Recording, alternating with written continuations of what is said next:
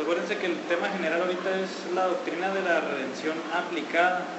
En otras palabras, es la doctrina de la salvación, todo lo que conlleva la salvación. Nuestra primera clase fue la gracia común, para no confundirla con la gracia salvadora.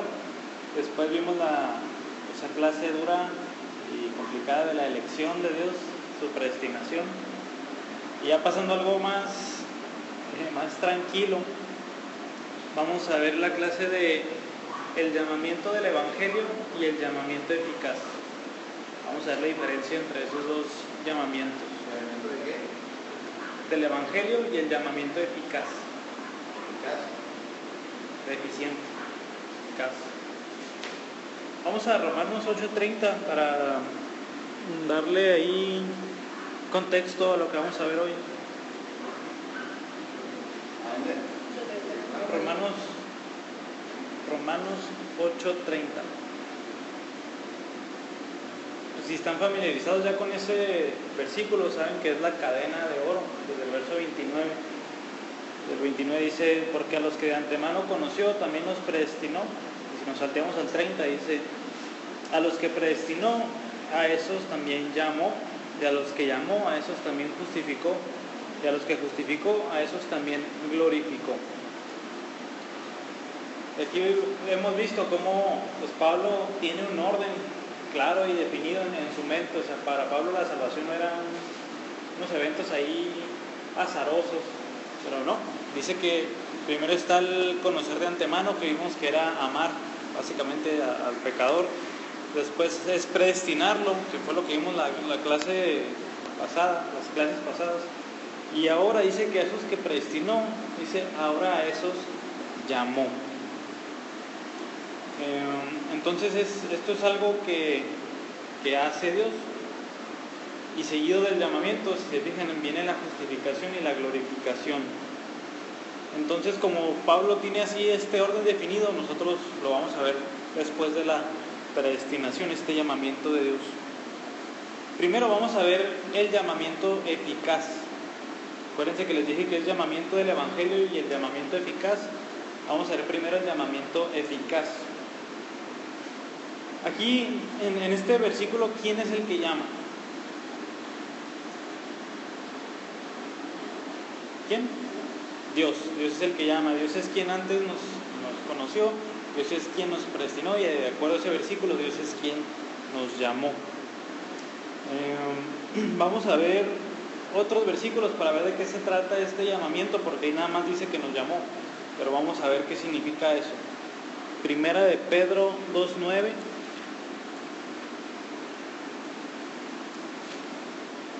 Ya casi al final de sus Biblias, Primera de Pedro 2:9 dice: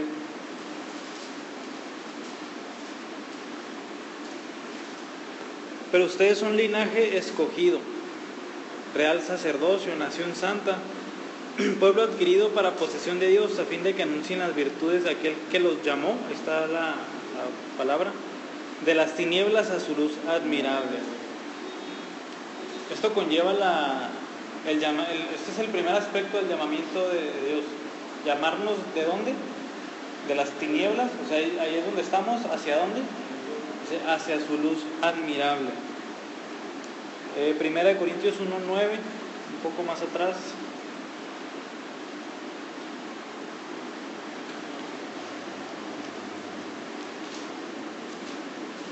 Primera de Corintios 1:9 dice: fiel es Dios, por medio de quien fueron llamados, ¿a qué? Me dice, a la comunión con su Hijo Jesucristo nuestro Señor. Entonces, otro propósito del llamamiento de Dios es para que nosotros tengamos comunión con el Señor Jesucristo. Primera de Tesalonicenses 2:12, un poquito más adelante. Sí. Primera de Tesalonicenses 2:12.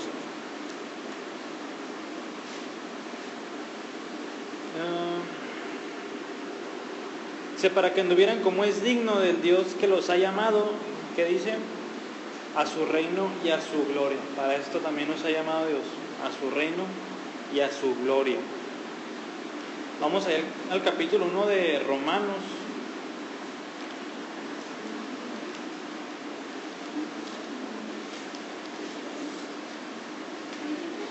Romanos 1, verso 6, dice: entre los cuales están también ustedes, llamados de Jesucristo. Pues esto nos dice que Dios nos llama para ser de Jesucristo, o sea, posesión de Él. Nosotros llegamos a ser de Él, de Cristo.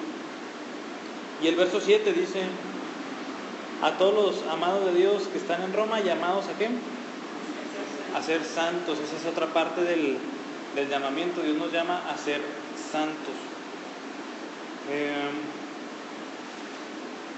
Y etcétera. 1 Corintios 7:15, por ejemplo, dice que nos llama a un reino de paz. Gálatas 5:13 dice que nos ha llamado a libertad. Efesios 1:18 dice que nos llama a esperanza. 1 Tesalonicenses 4:7, muy ligado al que acabamos de leer, dice que Dios no nos ha llamado a la inmundicia, sino a santificación, que nosotros dejemos el pecado. 1 Pedro 2, ahora los versos 20 y 21 dice que nos ha llamado para tener un sufrimiento paciente. Así como Cristo sufrió, así al cristiano le toca sufrir de cierta manera. Y 1 Timoteo 6:12, dice que nos ha llamado a vida eterna. Parece que son todos sinónimos, y sí, porque todos hablan de la salvación, pero o sea, por eso mencionan cada aspecto: a su reino, llamados a ser de Cristo, llamados a ser santos. O sea, cada uno de esos aspectos conlleva el llamamiento de Dios. Aquí lo interesante es que este llamamiento no es un llamamiento así como que ven y a ver si vienes. No, al contrario, este llamamiento que acabamos de leer en estos versículos es como una convocatoria de Dios como rey, como soberano hacia alguien, hacia su súbdito, y el súbdito obedece. Por eso le llamamos ahorita vamos a ver que por eso le llamamos llamamiento eficaz, porque cuando Dios llama, ese llamamiento toma efecto. Ese llamamiento de Dios no es como a ver si quieren o no, a ver si lo van a obedecer o no. Este llamamiento se lleva a cabo por completo. Si se fijan en Romanos 8:30, el versículo que leímos primero, dice que a los que de antemano conoció también predestinó, a los que predestinó llamó, pero ahí no se acaba la cadena. Dice que a los que llamó, ¿qué les sucede después? Los justifica, esos también justificó, y a los que justificó también glorificó. Entonces, este hecho del llamamiento está garantizada la respuesta. O sea, si Dios ya predestinó a alguien, es un hecho que lo va a llamar, y una vez que lo llama, es un hecho que lo va a glorificar en el último día. Otra vez, por eso le llamamos llamamiento eficaz. ¿Por qué le llamamos llamamiento eficaz? Para separarlo del llamamiento general del Evangelio que vamos a ver ahorita. El llamamiento general es la predicación del Evangelio a las personas. Ese es el llamamiento general, porque es para todas las personas, y muchos lo rechazan y muchos lo reciben. Pero este llamamiento eficaz, o sea, cuando Dios lo hace, se lleva a cabo el propósito que Dios ha mandado ahí con ese llamamiento. Esto no significa que el llamamiento general del Evangelio y el llamamiento eficaz están separados, o que uno se lleva a cabo de una manera y el otro de otra. Al contrario, vamos a 2 Tesalonicenses 2:14. Es la última carta a las iglesias. 2 Tesalonicenses 2:14.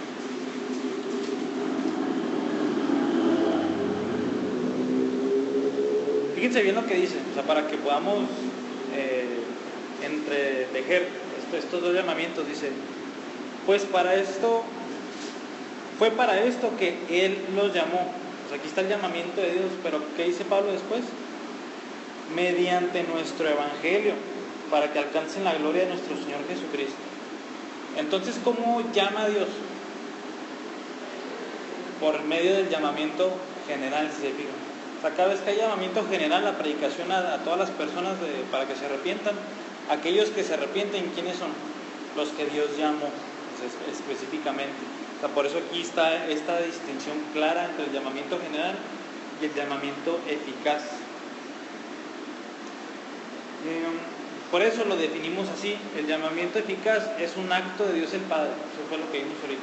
Siempre se dice que Él es el que llama. por medio de la proclamación humana del Evangelio. Por ejemplo, aquí Pablo decía por medio de mi predicación, pero es por medio de la predicación de todos, en el que convoca a las personas a que acudan a Él de manera tal que responden en fe salvadora. O sea, Dios llama, y lo que sucede cuando Dios llama es que la persona se arrepiente de sus pecados y viene hacia Él. Eso es el llamamiento eficaz. Aquí como... ¿Ande? ¿El eficaz está dentro del general? Ajá, el eficaz está dentro del general. Y hablando de esta eficacia que tiene este llamamiento, o sea, no debemos de dejar de un lado siempre que, o sea, esa respuesta de la persona es voluntaria. O sea, tampoco es como Dios forzando a alguien hacia Él. O sea, también esto es equivocado. Cuando Dios llama a alguien, esa persona responde voluntariamente en arrepentimiento y fe. Pero está predestinado. Sí, y de hecho Dios obra o sea, espiritualmente para que Él responda. Pero aún así, aunque Dios haga todo esto, la persona voluntariamente es quien decide arrepentirse y creer en Él. A ver, por ejemplo, la general. Ahí en la general, uno se va a arrepentir, pero no es la eficaz. Ajá. Uno, aparte de eficaz, porque va directamente ya, desde que voy, ya se va, desde que Dios le dice, ya sería la eficaz, pues. Y hay otros que no, porque yo el evangelio, o sea, es por otro rumbo, pues. No que sea por otro rumbo, sino que en ese llamamiento general que hubo, Dios usó su llamamiento eficaz con algunos, no con todos. O sea, a mí me puede predicar, por ejemplo, puede llegar aquí alguien, nadie es cristiano aquí, predican el Evangelio, 2 se convierten, los demás lo rechazamos. Ajá, fue la eficacia ahí con 2 personas. Pero eso no significa que los que no lo aceptamos ya estamos condenados. No, o sea, podemos tener otra invitación o podemos tener 1000 invitaciones y Dios puede obrar en cualquiera de esas 1000. Pero cuando ya es la eficaz. Sí, y en ese momento, acuérdense que Dios tiene pues el tiempo fijo para cada quien. El tiempo justo. De hecho, cuando un cristiano medita en su salvación, entiende de que, o sea, a veces, aunque uno desearía estar, o sea, unido a Cristo desde mucho antes, a veces uno entiende qué bueno que fue hasta ahorita, porque hasta ahorita no hubiera podido entender así muchas cosas, o hubiera pasado esto, o etcétera. Pero obviamente siempre es, como dice Hebreos, hoy tienes que arrepentirte, o sea, no sabes si mañana vas a tener una oferta del Evangelio. Pero, o sea, otra vez, de todas maneras, el tiempo de Dios siempre es el indicado, es el preciso. Entonces sí queda claro esto de que la persona responde voluntariamente.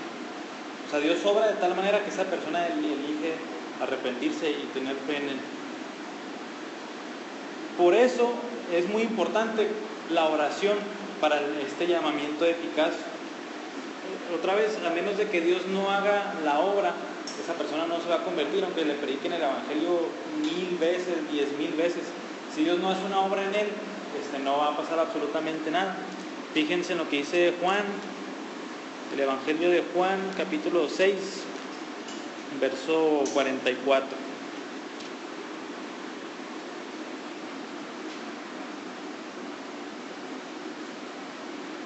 Dice Juan 6:44, nadie puede venir a mí si no lo trae el Padre que me envió, y yo lo resucitaré en el día final. O sea, fíjense lo que dice Cristo. O sea, nadie, absolutamente nadie puede venir a mí si no pasa qué. Si el Padre dice, no me lo traen. O sea, otra vez, a todas las personas se les puede predicar el Evangelio, pero si no hay una acción de Dios de traerlo, dice Cristo, nadie va a poder venir a mí. Entonces es indispensable que Dios haga ahí la obra de traérselo a Cristo.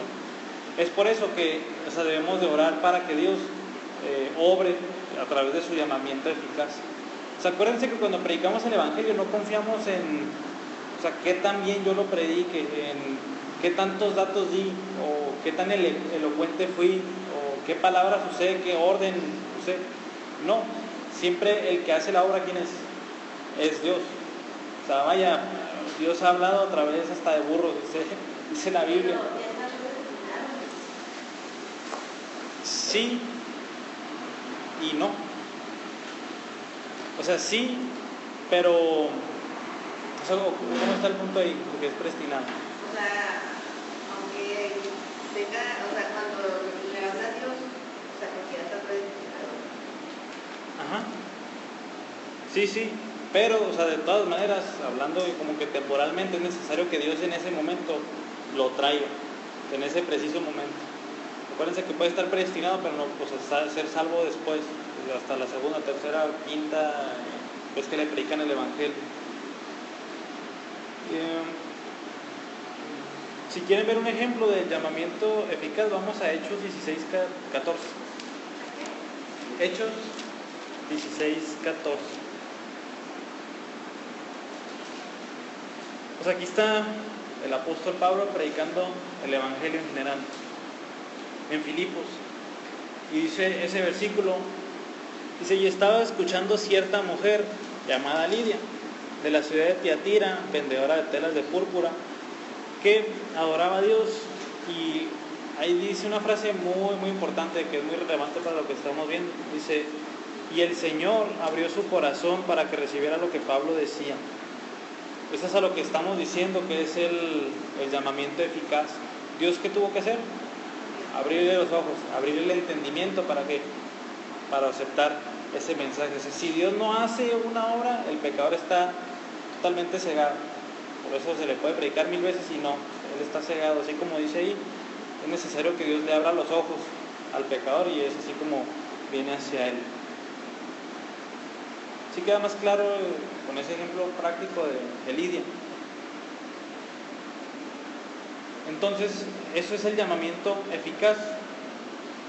En cuanto al llamamiento del Evangelio, es otra vez por medio de cómo viene el llamamiento eficaz.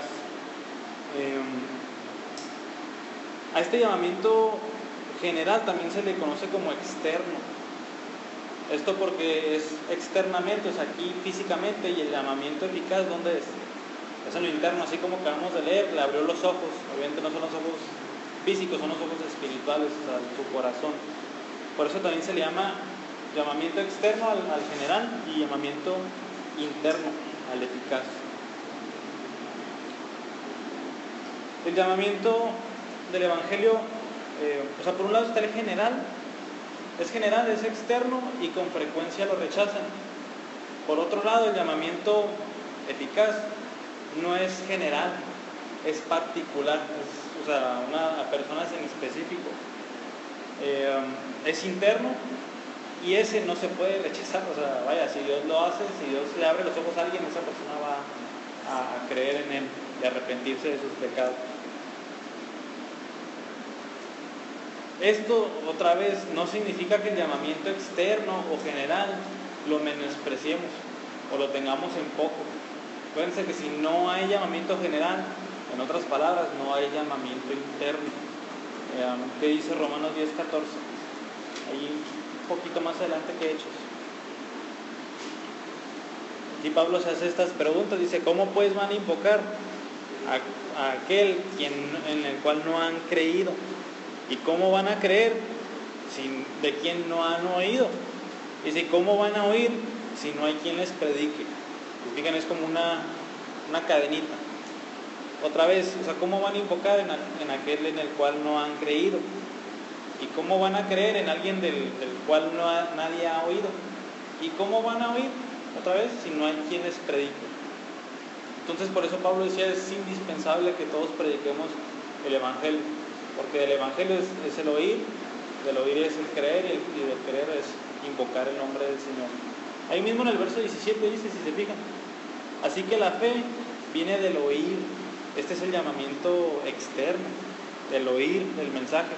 Dice, ¿y el oír qué? Pues la palabra de Cristo, el mensaje acerca de Cristo, el Evangelio, en pocas palabras. Entonces, eso es algo que me gustaría que se quedara, o sea, por eso muy claro. A pesar de que el llamamiento de Dios es eficaz y no hay nadie que se resista a él, viene forzosamente por medio del llamamiento externo o general. Si nadie predica, no hay llamamiento interno o eficaz. Y ahora hablando del llamamiento externo, que es como que ya lo que a nosotros nos interesa, nosotros predicamos nosotros estamos llamados a hacer este llamado general. Nosotros no hacemos el llamamiento interno y por lo tanto debemos de saber qué incluye el llamamiento externo. En otras palabras, vamos a ver de qué se compone una predicación del Evangelio a un pecador. Número 1, el llamamiento general que nosotros debemos hacerle a todos los pecadores es una explicación de los hechos concernientes a la salvación.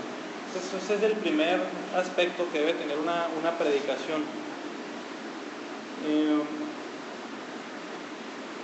Quería ponerlos a prueba. O sea, el pecador necesita escuchar los hechos acerca de la salvación.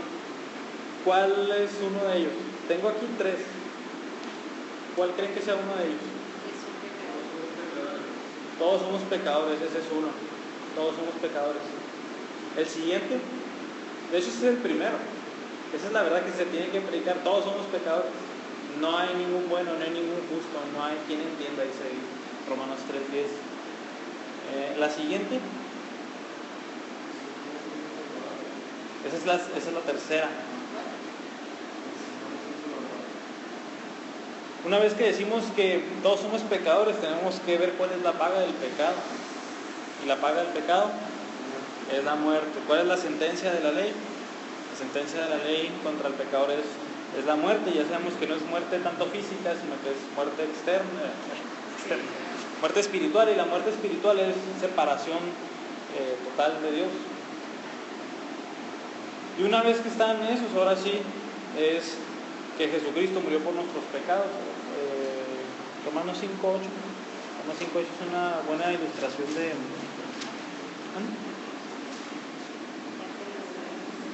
Dice, pero Dios demuestra su amor para con nosotros en que siendo aún pecadores, dice, Cristo murió por nosotros.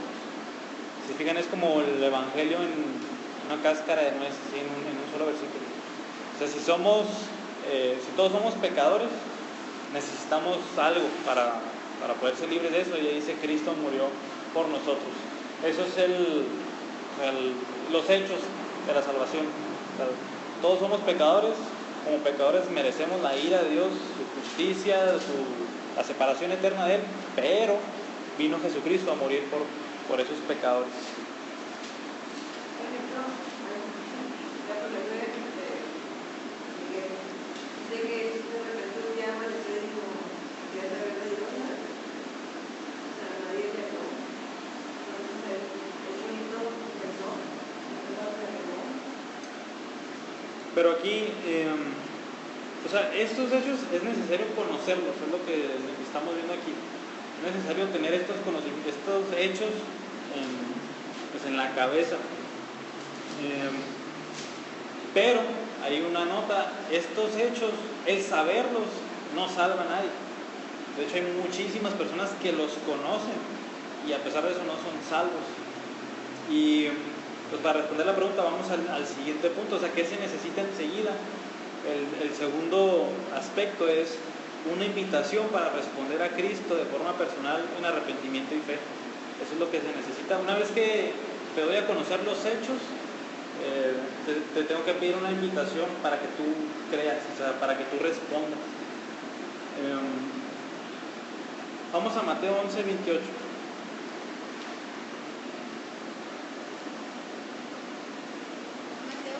11:28.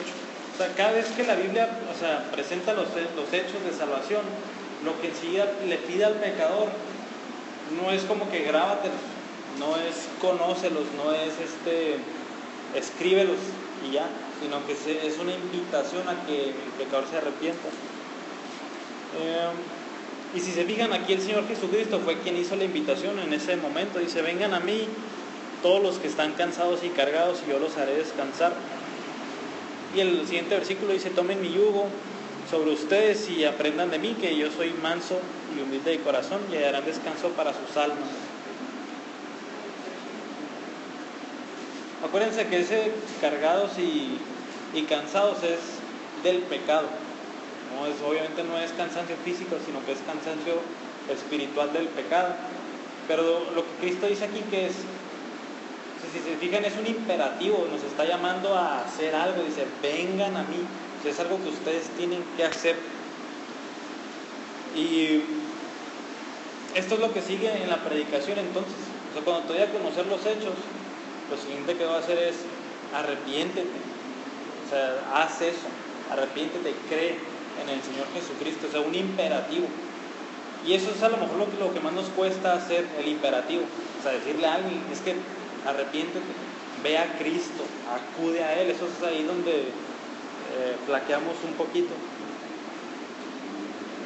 Otro ejemplo está en Juan, capítulo 1, versos 11 y 12.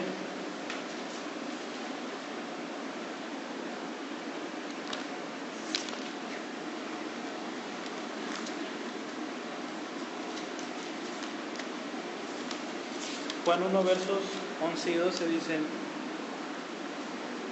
a los suyos vino y los suyos no le recibieron. Pero ¿qué dice el 12? Pero a todos los que ¿qué? Lo recibieron, les dio el derecho de llegar a ser hijos de Dios, es decir, a los que creen en su nombre.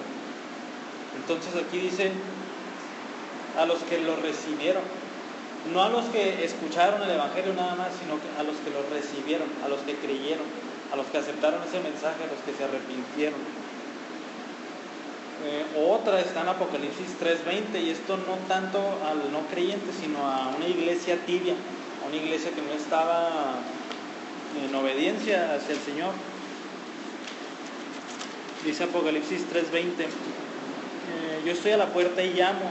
Si alguien oye mi voz y abre la puerta, entraré a él y cenaré con él y él conmigo. O sea, ¿qué se pide ahí a la persona? Si se fijan, es si alguien oye mi voz y abre la puerta. O sea, hay algo que tiene que hacer el pecador, es responder de esa manera.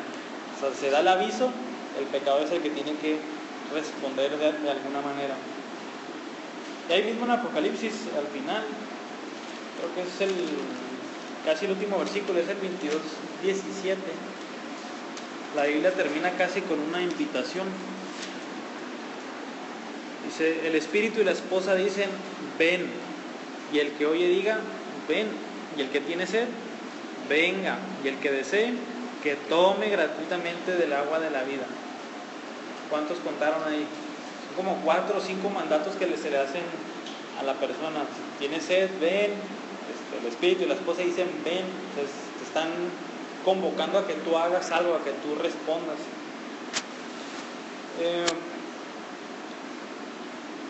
Y una vez que vemos esto, que es necesario el responder, no nada más el escuchar los hechos, sino que hacer la invitación a que alguien se arrepienta, ¿qué va involucrado ahí? O sea, en esto de aceptar o recibir a Cristo, como dice ahí la Biblia. Una es el arrepentimiento de pecados, pero la palabra arrepentimiento muchas veces la relacionamos con remordimiento, y es parte de. El remordimiento es sentirse mal por algo. Pero pues si yo peco, está bien que yo tenga remordimiento de eso, que me sienta triste por hacer eso.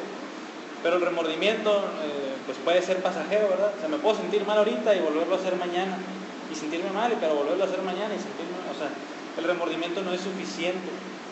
La palabra ahí en el Nuevo Testamento para arrepentimiento es metanoia, que es cambio de mente, o sea, como un giro de 180 grados, transformar su mente. Y eso es, ahora quiero pecar, el arrepentirse es ya no quiero. O sea, tengo la resolución de no hacerlo más. Eso es el arrepentirse. ¿Sí queda claro eso? Si hay remordimiento, es normal, está bien, eso provoca el Espíritu Santo de nosotros, el sentirnos mal por el pecado, pero no se queda ahí, es nosotros resolvernos a no volver a pecar. Y además la fe, obviamente la fe en Cristo, la fe en su obra. Y aquí no quiero que se confunda la palabra fe, porque la palabra fe también es una palabra que está como que muy choteada, una que usamos para muchas cosas. Fe es confianza. Fe es confianza en esos hechos. O sea, los hechos de la crucifixión y todo, o sea, obviamente sí sucedieron, y yo no tengo fe en que habrán sucedido, ¿no? En lo que tengo fe es en lo que sí pasó. o sea, en el sacrificio de Cristo. Yo pongo mi confianza en eso. Eso significa tener fe. Fíjense, por ejemplo, Hechos 20, 21.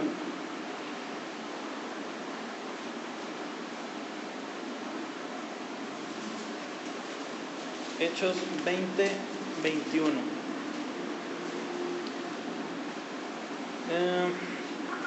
Desde el 20 dice: bien saben cómo no rehuí declararles a ustedes nada que fuera útil y de enseñarles públicamente y de caso en caso, testificando solemnemente tanto a judíos como a griegos del arrepentimiento para con Dios y de qué, y de la fe en nuestro Señor Jesucristo. O sea, eso es lo que tiene que hacer el pecador: arrepentirse y a la vez tener fe. Hay otras partes en la Biblia donde nada más se habla del arrepentimiento, y hay otras partes donde nada más se habla de la fe. O sea, obviamente cada vez que viene sola va implícita la otra. Nada más por ver un ejemplo, vamos a Lucas 24:47, casi al final de Lucas.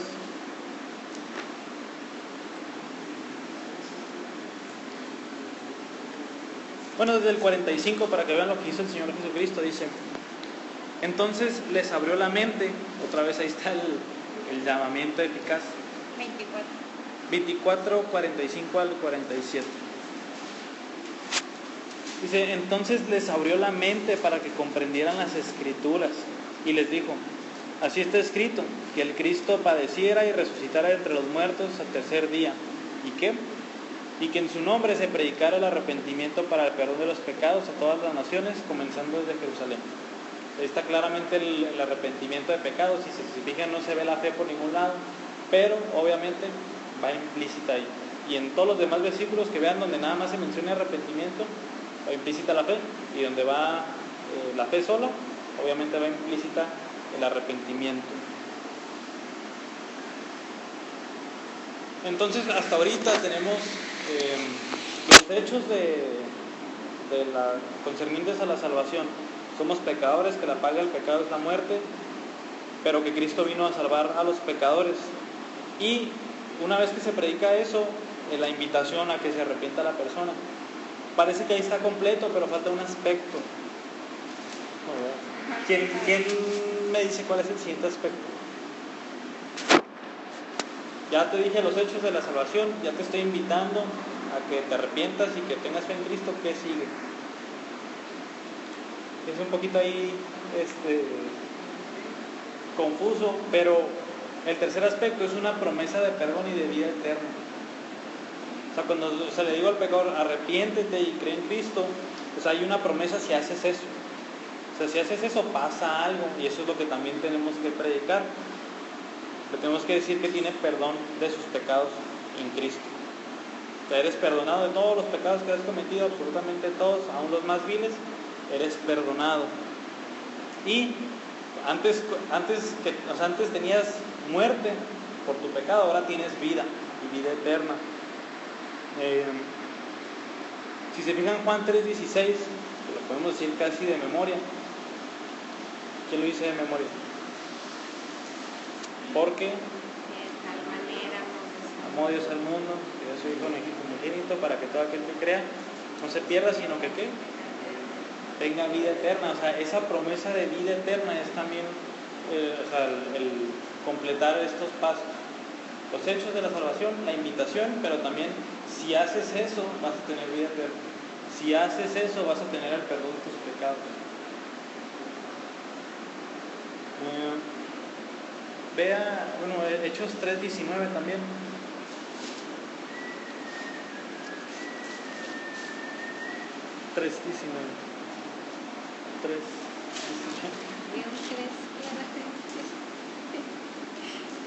Dice el apóstol Pedro aquí: por tanto, arrepiéntanse y conviértanse. ¿Para qué? Dice: para que sus pecados sean borrados, a fin de que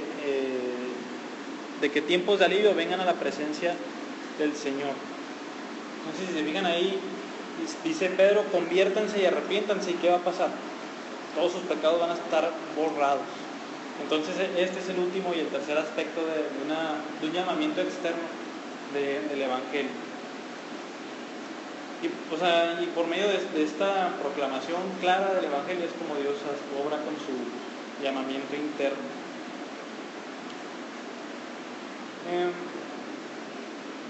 Para finalizar, vamos a ver la importancia de este llamamiento externo, el llamamiento general del Evangelio. Y otra vez, así como decía Romanos 10:14, o sea, ¿cómo van a creer en aquel que no han oído? O sea, por eso es importantísimo predicar el Evangelio a todas las personas. El llamamiento es tan importante que, o sea, Dios obra por medio de él. Acuérdense que Dios no solamente ha escogido los fines, que es salvarnos, sino que también que los medios, y esos medios es a través de nosotros en la predicación del Evangelio. Aquí, en más o menos respuesta a la pregunta, Dios no salva a nadie automáticamente, así como que se acaba de convertir él.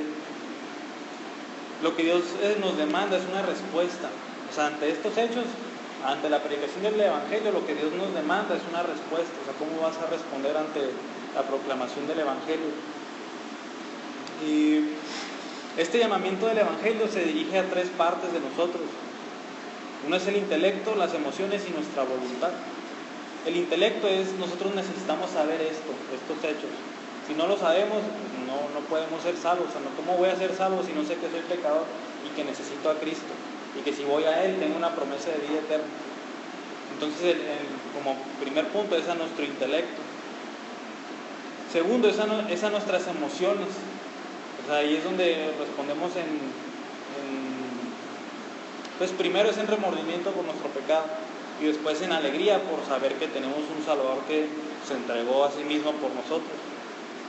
Si se fijan, si no hubieran emociones, si Dios no nos hubiera creado con emociones, pues la respuesta al Evangelio sería muy hueca. O sea, hay que remordernos de nuestro pecado y después pues, alegrarnos del perdón de pecados. Y por último, este llamamiento externo apela a nuestra voluntad. O sea, ¿qué vas a hacer? Porque hay personas inclusive que se les predican los hechos del Evangelio y pueden afectar sus emociones y sentirse tristes por su pecado. Pero esas personas muchas veces no toman el último paso, que es la decisión. Y eso es tal vez el caso más triste. Y es ahí donde están todas las parábolas de Cristo sobre las semillas. Como muchos responden aparentemente al Evangelio, pero ahí dice Cristo que es algo muy efímero, muy pasajero, que es algo que no fue verdadero. Entonces, cada uno es importante el saberlo, el sentir una emoción por ello y responder, o sea, voluntariamente a esa predicación del Evangelio. Y esto es todo lo que conlleva el llamamiento del Evangelio y el llamamiento eficaz.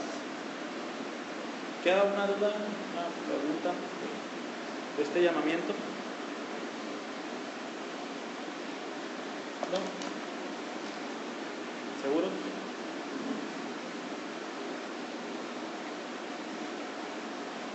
Entonces, ¿el llamamiento eficaz quién lo hace? Dios. ¿A quiénes? ¿Se rechaza o no se rechaza? No se rechaza. ¿Y el llamamiento general quién lo hace? Nosotros. ¿A quiénes? ¿Se rechaza o no se rechaza? Sí, se rechaza. Eso es básicamente lo que tenemos que entender de esta clase. Pues si no hay más dudas o algo, vamos a terminar con una oración. Señor, te damos gracias por este momento en que nos permites crecer en el conocimiento de tu palabra, de tu verdad, y ahorita muy importante el cómo debemos de predicar el Evangelio a los pecadores. Y te damos gracias por darnos estos tres aspectos que debe de tener nuestra predicación. Y pues a fin de cuentas, si se rechaza o se acepta, Señor, no llegar a la conclusión de que se hizo por mí, por qué también prediqué yo, por qué tanto dije del Evangelio, por mi elocuencia, por mi habilidad, por mi capacidad de persuadir a alguien, pero no. Si alguien acepta el Evangelio es porque tú hiciste un llamamiento interno en esa persona. Y si lo rechaza es porque simplemente no le has abierto los ojos, Señor. Así que en nuestro llamamiento externo siempre hay que considerar que tú eres el que llama a fin de cuentas. Muchas gracias. Amén.